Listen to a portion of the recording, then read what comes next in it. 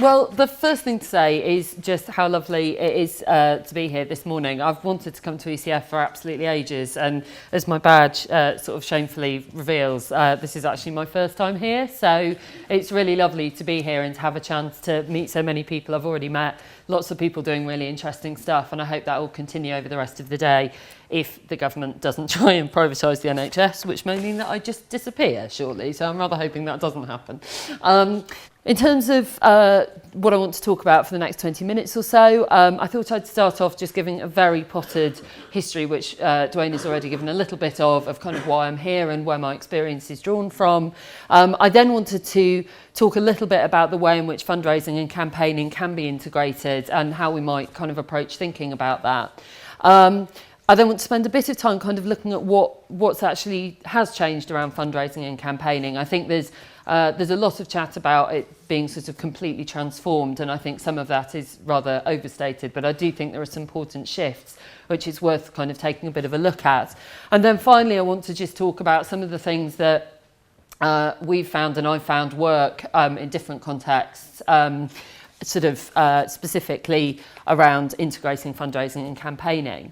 I should probably say I'm very conscious that people are in the room from a whole range of different organisations and also are probably at different stages in terms of integrating these two things. And I really hope that some of what I say will be relevant to everybody. And also, if there are things that I'm saying which are not clear, then please stick your hand up and I will endeavour to make them clearer, basically.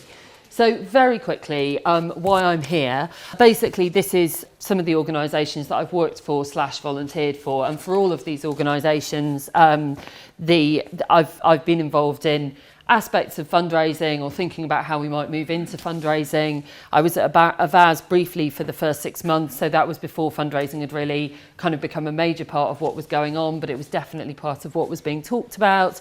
I was a trustee for Crisis, which is a single homelessness organisation, and obviously I've spent the last 4 years at 38 Degrees, where we've been looking a lot at that, and I'm actually responsible, I'm sort of the lead on fundraising at 38 Degrees, although we don't separate those things out in the way that some organisations do.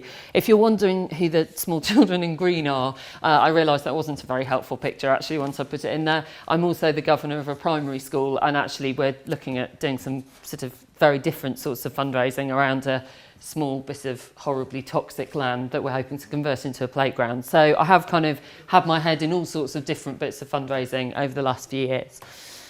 But the main reason that I suspect I'm here is that I'm campaigns director at 38 Degrees, and for people who haven't come across us, we're an organisation that's adapted the model of, for instance, Move On in the US, Get Up in Australia, and Avaz internationally to kind of apply some of the lessons of that we have around kind of organisations which make online organising their primary and initial point of contact with their activists, although as I hope a lot of people will already know, we do also organise offline as well. It's not the exclusive way that we interact with our members, but it is pretty much the exclusive way that we fundraise, which I think is one of the reasons that it's useful to chat about that today. We've been fully member funded since 2011. We've done that through a mixture of hypothecated asks, i.e. give money and we'll put ads in the newspaper, or give money and we'll put billboards in this MP's constituency. User journey one-off donations, so you've just taken action on this petition or you've just sent an email to your MP, now donate to keep the campaign going.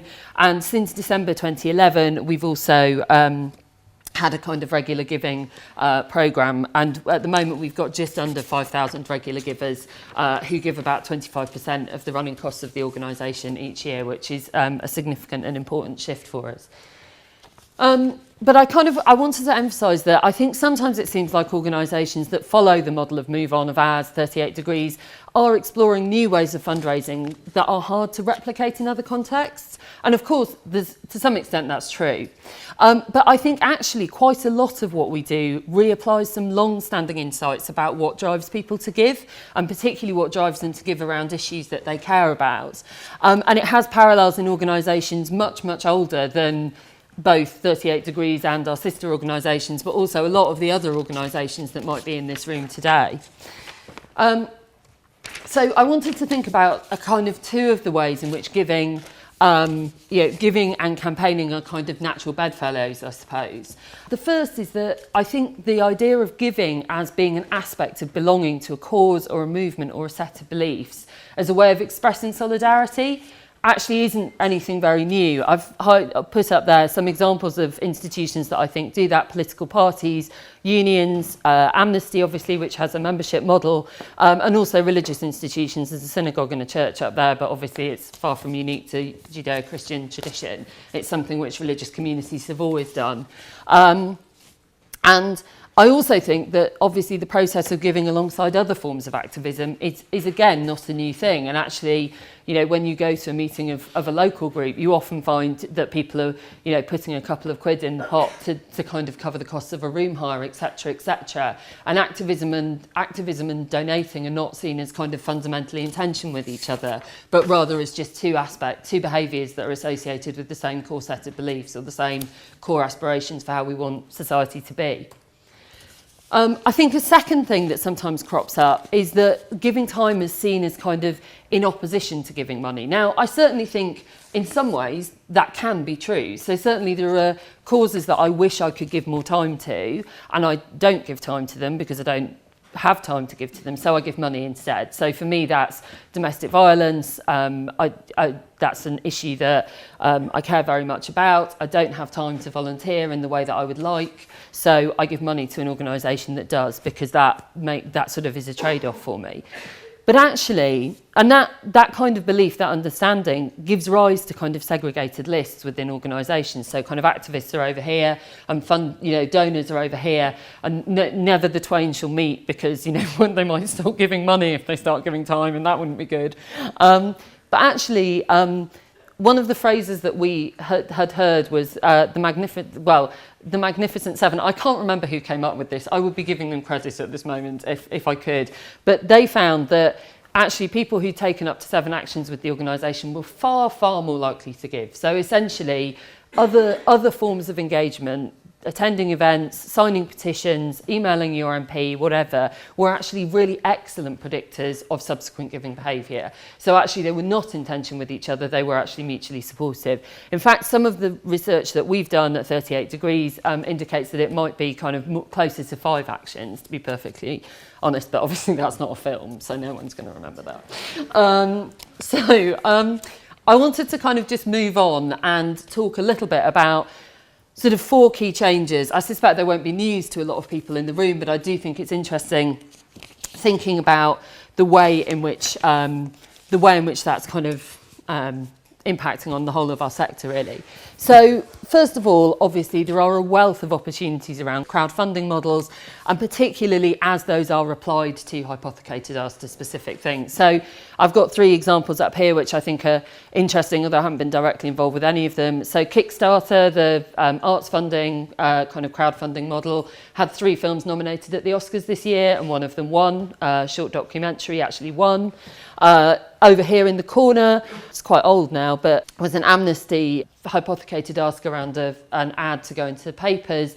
And actually that was a very interesting example of how they managed to then turn the fact that the ad was not widely accepted in a lot of the papers where they'd intended to place it. They then in turn turned that into a huge social media mobilisation. So this was popping up in my news feed for weeks after the original kind of ask had gone out. So it delivered hugely in terms of kind of activist mobilisation, and also raised money for the organisation they were working on. And this is localgiving.com, which I know the least about, but which I think is very interesting, which is really about creating opportunities for those sorts of hypothecated asks around hyperlocal activity, basically. So a lot of it is kind of conservation or environmental type asks, but there are a range of things on there, and I think it's a really interesting model.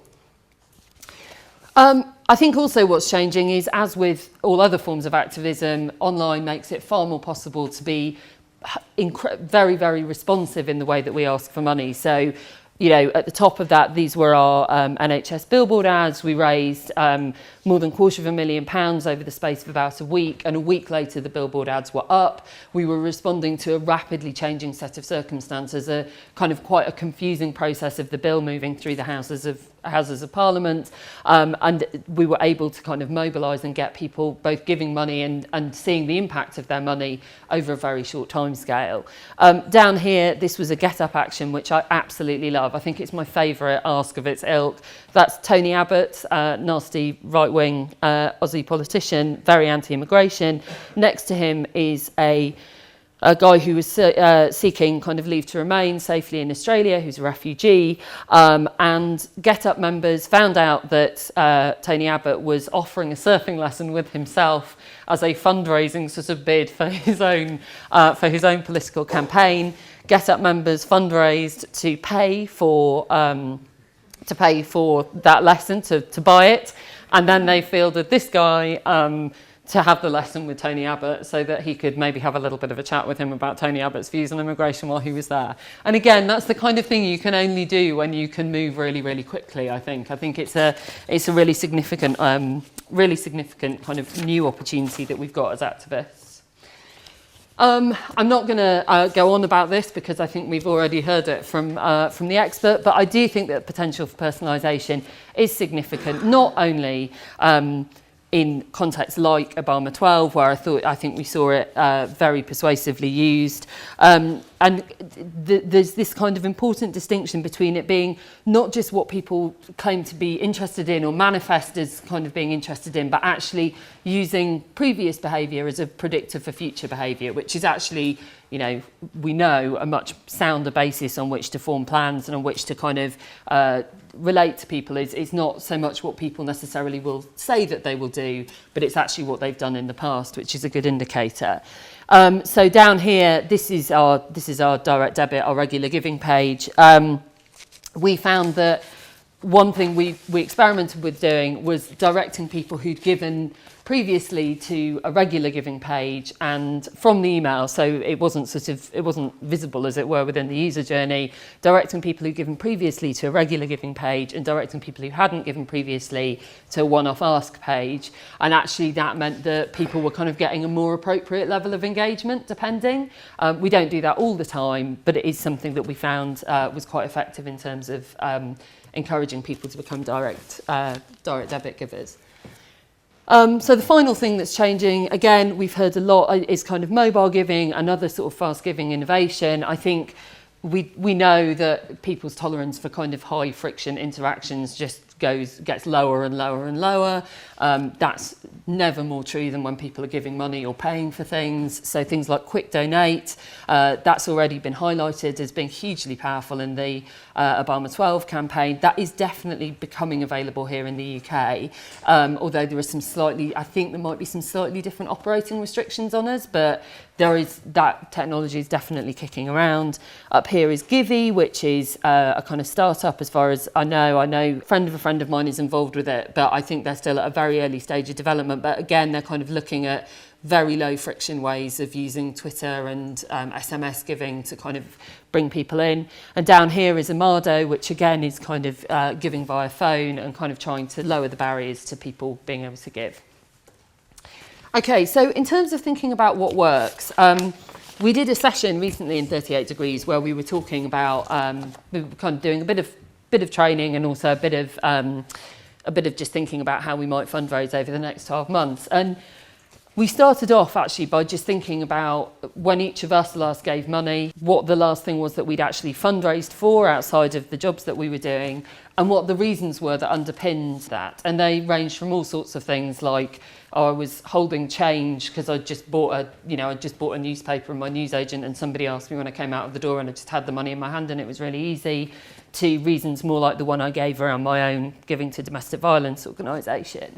And I think and that was a hugely helpful foundation. And I think it's an obvious but an important point to make, which is the way that people think about giving and the things that motivate people to give have actually changed much, much less than the range of ways in which they do give. So it's how people give that's changed the most rather than why they give. And so understanding your own motivations for giving and the motivations that, you know, we all have, you know, when we make a donation is still enormously important in kind of planning how we develop our own thinking as organisations going forward.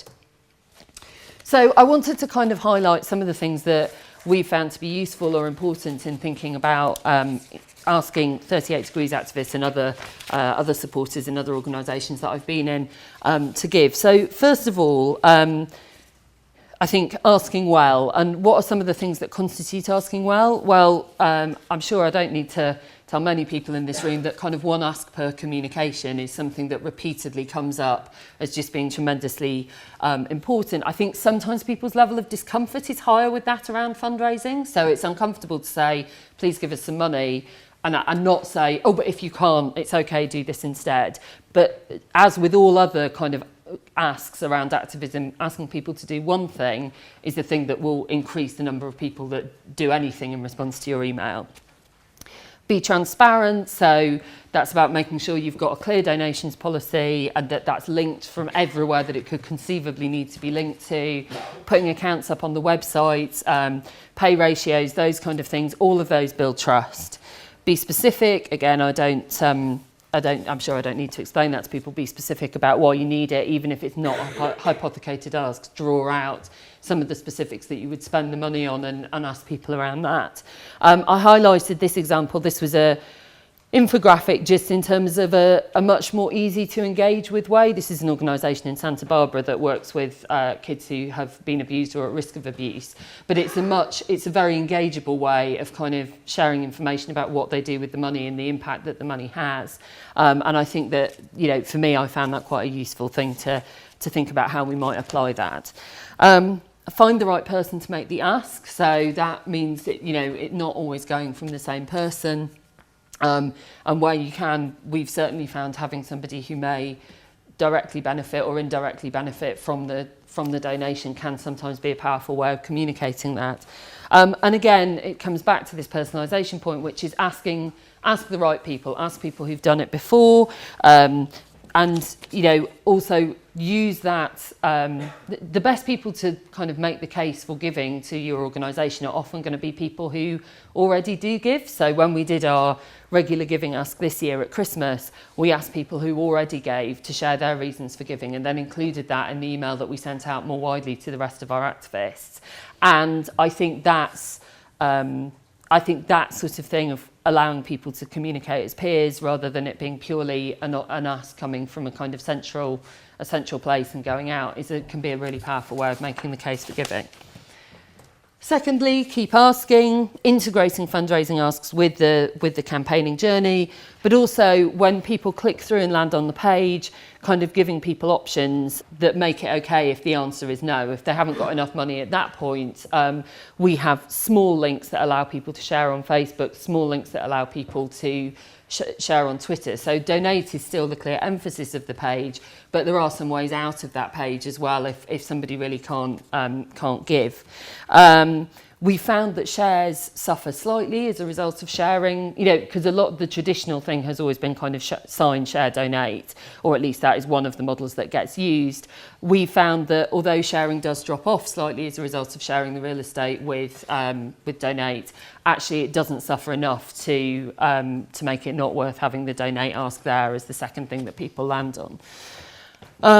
I also think that one of the things that has worked very well for a range of organisations is kind of fixed term regular giving. So I know that's something that happened in Obama 08 and I suspect it happened in Obama 12 as well.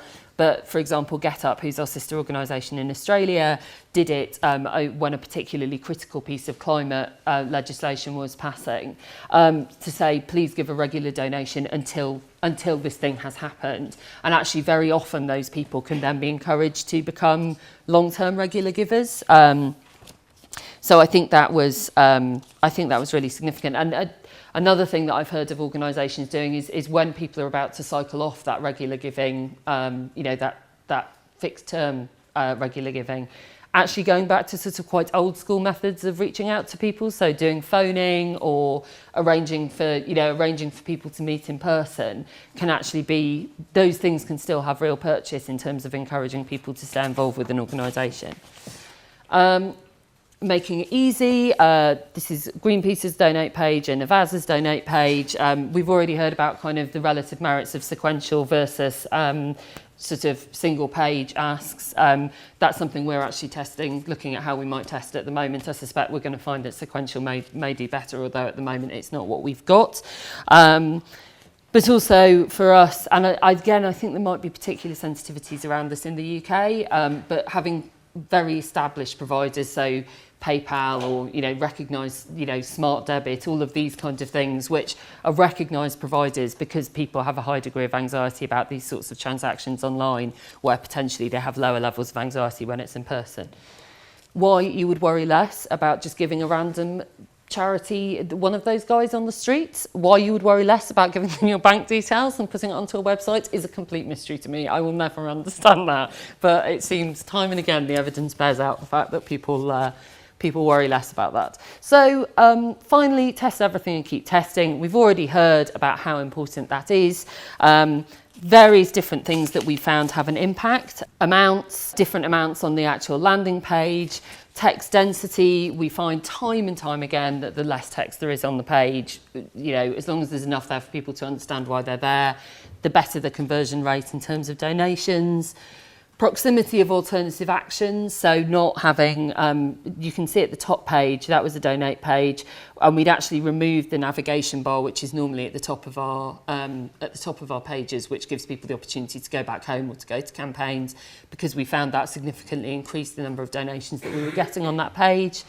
Video, we're still at the very early stages of exploring this, but conversations I've had with people indicate that donations have increased by as much as doubled, basically, testing video against not a video ask. So I think that's quite significant. And also, this is a difficult one to kind of fully bottom out. But does newness, does novelty have its own value? So actually, it's this. I've been reading quite an interesting book about habit and the extent to which familiarity encourages us to be in a sort of a behaviour loop, that so therefore people see a familiar web page and they're much more likely to donate if they've donated before. But equally, for some people, they see that page and they never donate, and so therefore does introducing something which looks different or which feels different for those people then convert some of those people to becoming donors who would not otherwise have sort of thought about donating, because they've almost become sort of immune to the page which asks them to do it. I think that's a hard thing to test for and to fully figure out, but I do think that it is very interesting. The final thing I wanted to say, that has been a bit of a whistle-stop tour, but I think I probably need to stop now. The final thing that I want to say is that I'm very much up for kind of staying in touch with people, and if people have got questions that don't get answered either now or in a later session they want to get in touch, then I actually have business cards. I might be the only person who works in this field who still has business cards, but I do. And so if it's any use, then help yourself to one of those and get in touch afterwards. Thank you.